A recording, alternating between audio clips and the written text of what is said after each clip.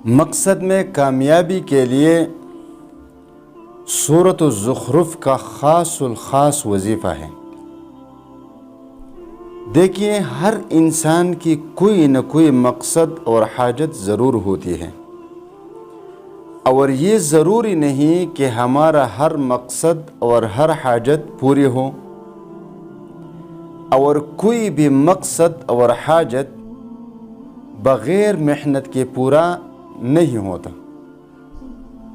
آپ کو تھوڑی سی محنت کرنی ہوتی ہے، اسٹرگل کرنا ہوتا ہے، تب جا کر آپ کو مقصد میں کامیابی بھی مل جاتی ہے اور اس کے ساتھ حاجت بھی پوری ہو جاتی ہے۔ لیکن ہمارا مسئلہ یہ ہے کہ ہم نہ خود کو تکا دیتے ہیں، نہ مقصد میں کامیاب ہونے کے لیے کوشش کرتے ہیں، اور نہ حاجات پورے ہونے کے لیے اللہ سے مانگتے ہیں، اور چاہتے یہ ہے اور وہ جلدی کہ مجھے ہر مقصد میں کامیابی ملے، میری ہر حاجت پوری ہو۔ تو اس طرح نہیں ہوتا، آپ کو تھوڑا سا اسٹرگل کرنا پڑتا ہے،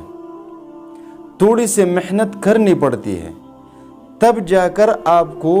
مقصد میں کامیابی بھی مل جاتی ہے، حاجت بھی پوری ہو جاتی ہے۔ تو اگر آپ کر سکتے ہیں، اگر آپ کرنے والے ہیں، اگر آپ اپنا تھوڑا سا وقت اس کے لیے نکال سکتا ہے، تو میں آپ کو آج اس کا وظیفہ بتاؤں گا سورۃ الزخرف کا،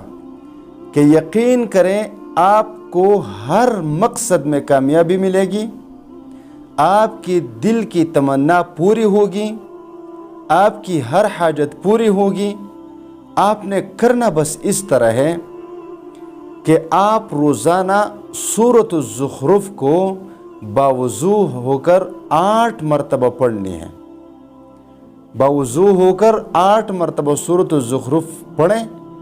ہر مقصد میں کامیابی مل جائے گی، ہر حاجت پوری ہو جائے گی، ہر مراد حاصل ہو جائے گی انشاءاللہ تعالی۔